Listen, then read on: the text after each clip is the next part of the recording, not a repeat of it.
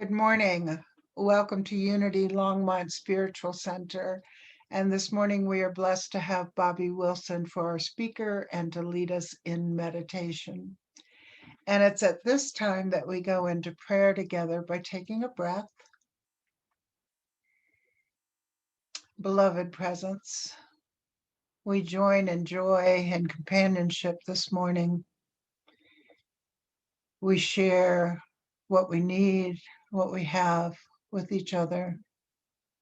We pray for each other. We pray for the world, that light and love are available to all. We share our laughter and our tears. And for this, we are so grateful. And so it is.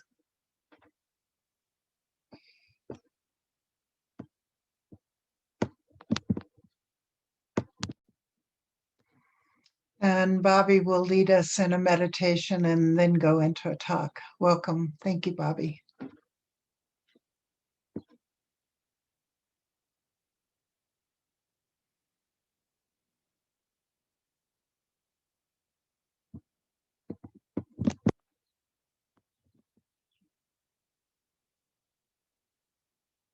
Sorry about that, I was muted. Okay, I like the image on this music, the expansive mountaintop view, and the music sort of pulled you outward. So let's go into meditation and see how far out we can go. So close your eyes. Take a nice deep breath.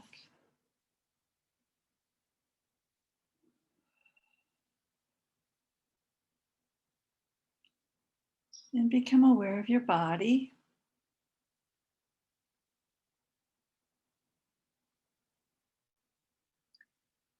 Become aware of the edges of your body, your skin. Skin on your toes, on your feet, your legs, your hips, your abdomen, your solar plexus, the chest area, shoulders, arms, fingers, neck, head. All of that edge that we think of as us, as ourself. As you become aware of that perception of edge, let it go. Make it fuzzy. Let it be indefinite.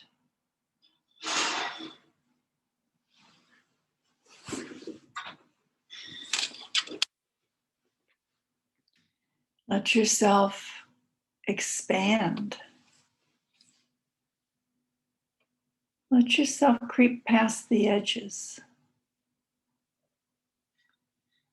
Feel into your energy, your aura. Feel into the part of you that isn't confined into the body. Let yourself expand out beyond your energy field, out beyond what you might think of as your separate self. Let yourself expand so that everything you perceive is now part of you. Everything in your field becomes you.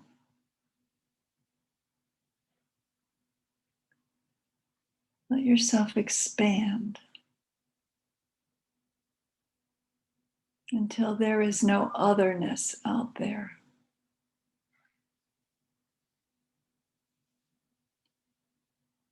There is just you being.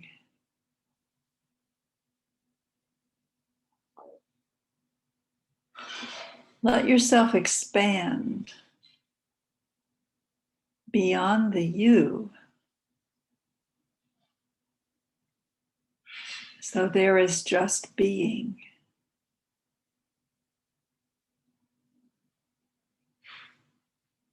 And let's sit in that being,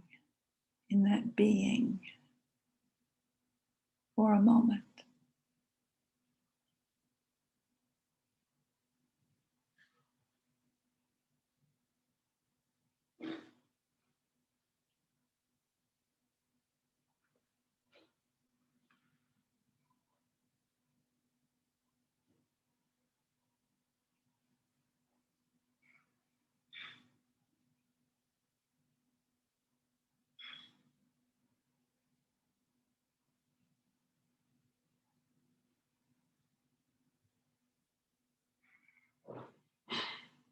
And become aware as being of the energies, the sounds, the feelings. And as you become aware of the energies, you can bring yourself back slowly into the you that is everything. Bring yourself back again into the you that is the field of your energies. And let yourself fall back into the field of your aura. And fall back into the field of your body. Back into your skin. Back into the perception of this small you. Into the perception of you in an existence of others. And take another deep breath. And be grateful as you breathe out for that beingness that you are.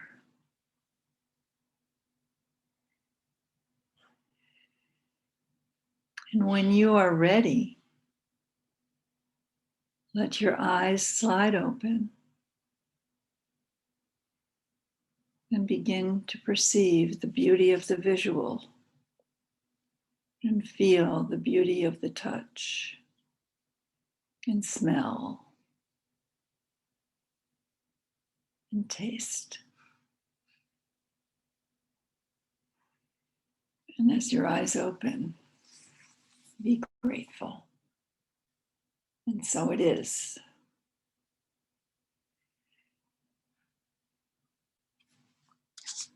Put my glasses on so I can actually be visual. All right. So let me pull up my talk. So today, when I was asking what it is I should talk about, these words came to me.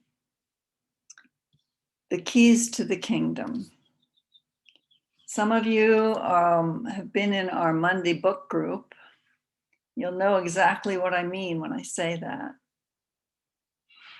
In our book group, we have several times gone through a book called The Way of Mastery, which is a book that's channeled by the same voice that channeled that gave A Course in Miracles. And this voice is called Jeshua, Jesus, if you will, that consciousness. So I thought about the keys to the kingdom and I go, well, I know what that means. I know what the keys are. And when I tell the people in our unity group, they're going to know exactly what this is. It's old stuff. We've all heard it. We've all seen it. But yet I was told, I was given, no, go through this. So here we go.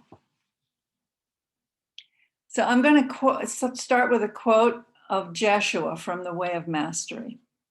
And here's the quote. As you move more and more into mastery of spiritual matters, you will be sorely tempted to believe, I can do this. The prayers I used to do when I began, the simple exercises of awareness I used when I started my path, I don't need them anymore. And Jeshua says, anytime you hear a voice within yourself saying, I'm done, I'm here, I'm enlightened, I've got it, you may rest assured you are not. And in A Way of Mastery, Jeshua then begins to talk about the importance of humility. And basically, humility is the awareness of the mystery that God is. Think about that. Humility is the ability to see the wonder of our being in light of the wonder of all that is. It's not taking on for myself, this Bobbie, the idea that I am God and I have power. Yes, I do have power, so does everyone. But humility is the recognition of the source of that power. And it's not the claiming of it for this little self, but it is the opening to it that it may flow through the little self. So in the Way of Mastery, Joshua talks about the importance of humility in the spiritual path. And he then encourages us to ask the question, did I create myself? And the answer is no. I don't even know when I was created. Something birthed me. What is it? Looking into the Bible, Jesus said in the Gnostic Gospel of Thomas, which is not in the actual Bible we know of, but it was in the Dead Sea Scrolls that they discovered. Jesus says in the Gospel of Thomas, the kingdom of heaven is spread upon the earth, but men do not see it. What did he mean by kingdom? It's been translated to mean, heaven in the sky, where we go after we're dead. But he says it's spread upon the earth and men do not see it. So it's here. Kingdom, as used in the Bible and by Jesus and by Joshua, is another word for awakening. The kingdom is available to us, even though it's not readily visible. What do we need to do to see it? What special glasses will bring it into focus? In answer to this question, the Way of Mastery gives us the keys to the kingdom. So, with an attitude of humility, let us once again review these familiar keys to the kingdom. The first key is desire. Now, oftentimes we think of desire as something selfish that we have to curb or get rid of because, I want stuff, I want things, and I'm, I have to get, greed maybe. But think of this, without desire, nothing can arise, nothing can happen. And if we don't want anything, we won't energize ourselves to get it. If we are not hungry and have no desire to eat, we will not seek food. And taken to the ultimate end, we will die without food. Sometimes we feel a restless desire for something, but we don't know what.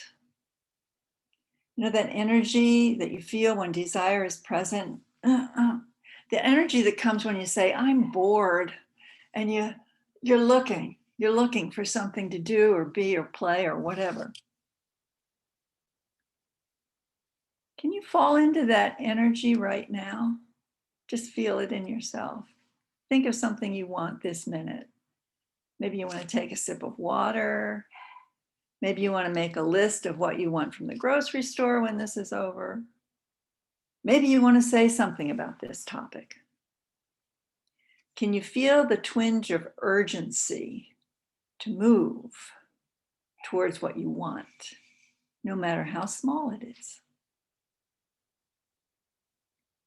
A useful exercise is to do what Adyashanti calls following the red thread of desire.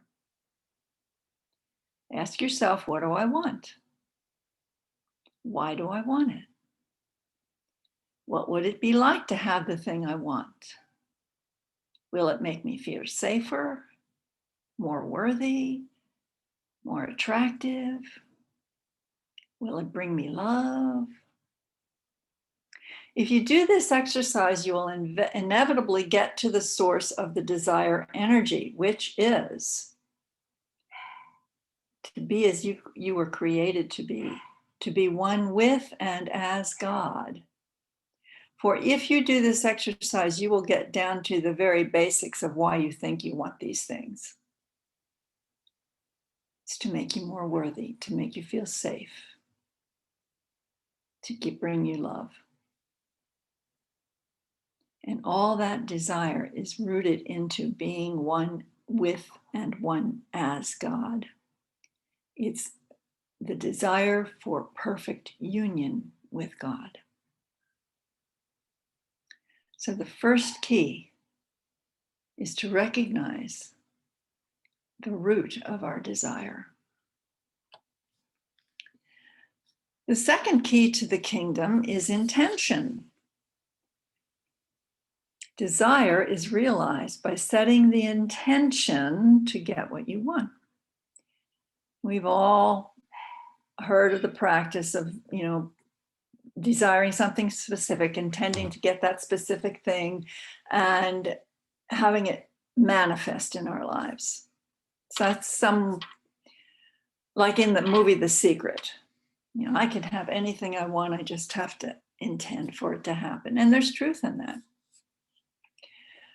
So if I want a cream puff and a cup of coffee, I need to focus my attention on putting on the coffee pot and finding a cream puff. In my intention for a cream puff and coffee translates my desire into action. Without intention, we can be easily distracted from getting our desire met. We can see this all the time in our everyday lives. See, I don't have any cream puffs, so I have to go to the store, but I can't find my car keys. And so my desire is not met. Just plain coffee for me. So too with the root existential desire of our existence, the desire to be one with God. We are easily distracted, aren't we? Everyday life comes in. We look at the little things we divert ourselves from sitting and meditation and whatever else that might allow us to open to calling, as Dan Kendrick says, calling in the light, to sitting in the silence. On the other hand, intention is not an act of will or ego commitment. It isn't just gritting my teeth and forcing something to happen. Darn, I'm going to get that cream puff. I'm going to call up a store and have them deliver it.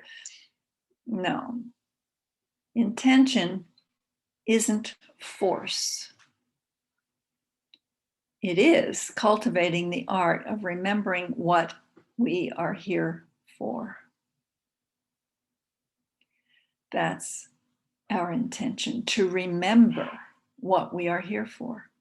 That's the root intention that corresponds to our root desire to be one with God.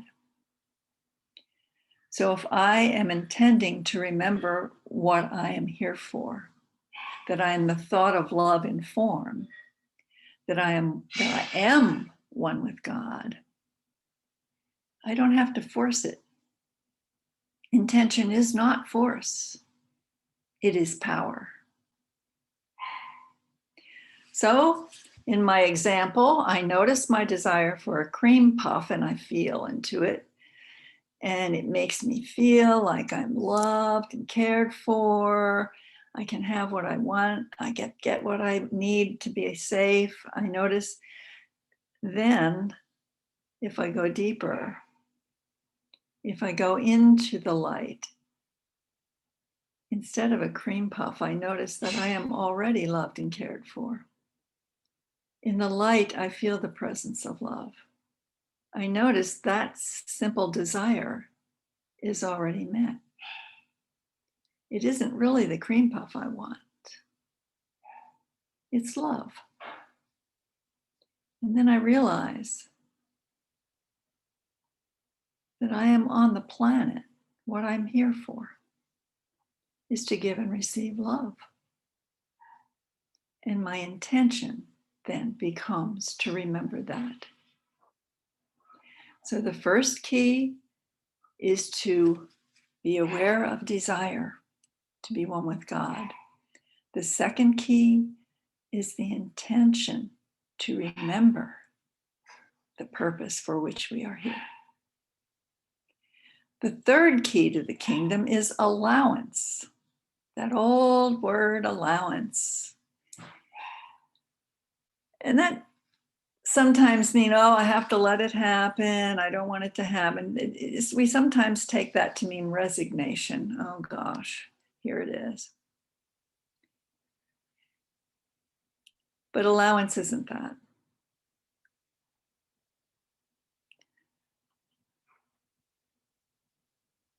We, as individuals, have things that come into our lives that seem to be obstacles, that seem to prevent us from getting to our goal, from getting to what we want to have or do or be.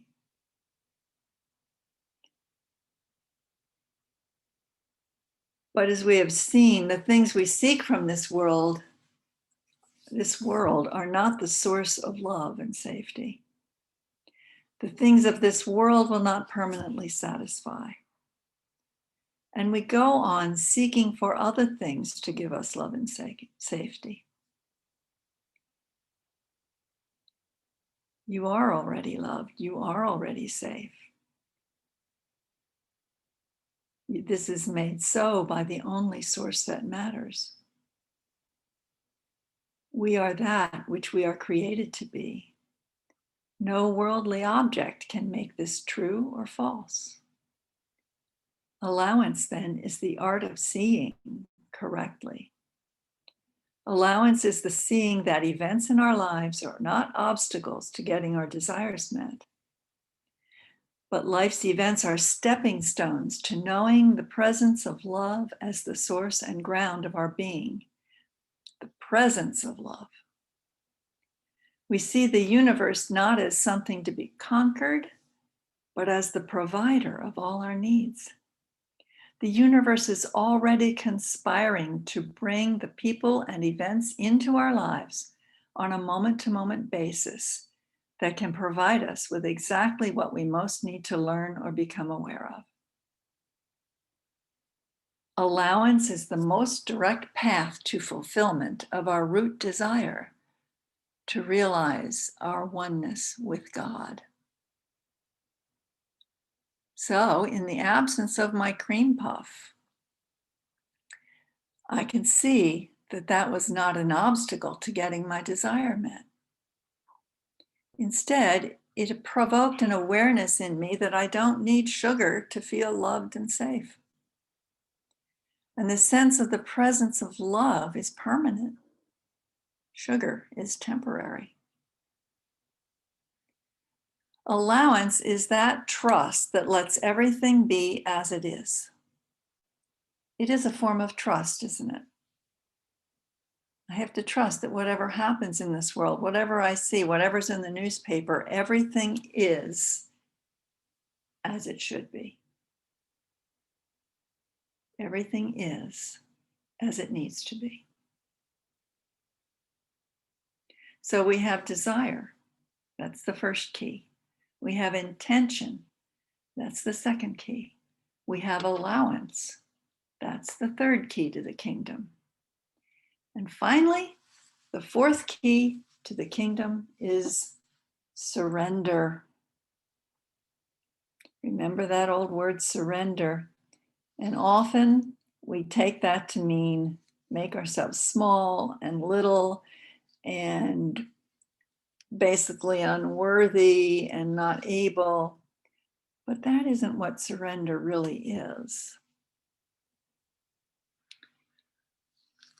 Here's the description of surrender in The Way of Mastery. And I quote, "Surrender means you know through every fiber of your being that there is no one here living a life. There is life flowing through the body, mind, personality for as long as it lasts.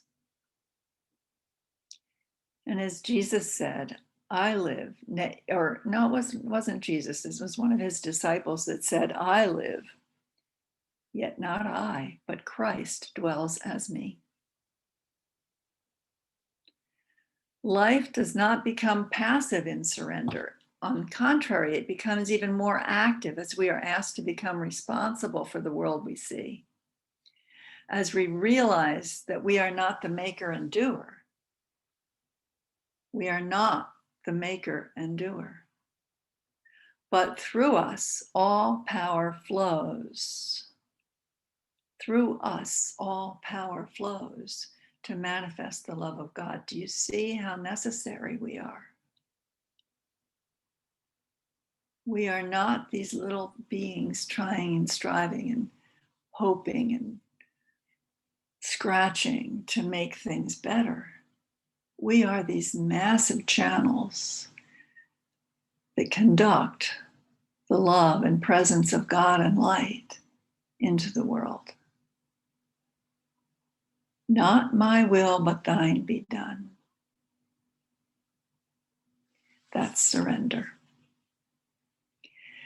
It is surrender to a way of being in which our consciousness becomes totally open to union with all of creation, no exceptions.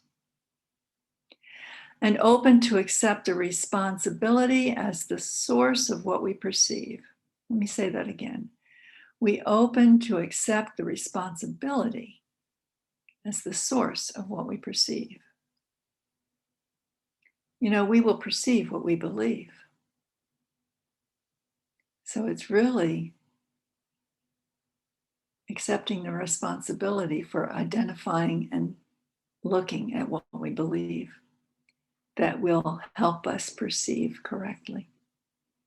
For beliefs are just temporary assertions that we think we know, but they're not a substitute for the truth, for knowing. So in surrender, when we accept responsibility as the source of what we perceive, there is no blaming, there is no victim, there are no excuses. Surrender is the acceptance of radical responsibility for desiring, intending, allowing, and surrendering to our source. The four keys: desiring, intending, allowing, and surrendering to our source. And can you feel the power in that? So let's go back to where we started. We started with humility. Humility is the realization that we are not the doers. We are not the force of the universe as individual egos. We are created, not creator, as individual egos. We live, yet not us, but our creator, lives as us. And in order to realize and remember who we are, we say bye-bye to our separate ego.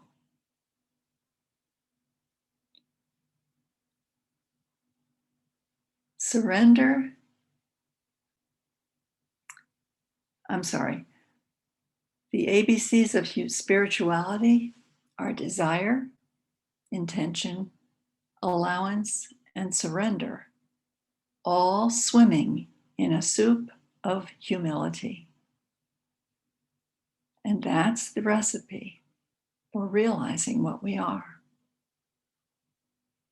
I'm going to end with a quote because we started this talk about going back to the beginning and reviewing what we think we already know. So here's the quote.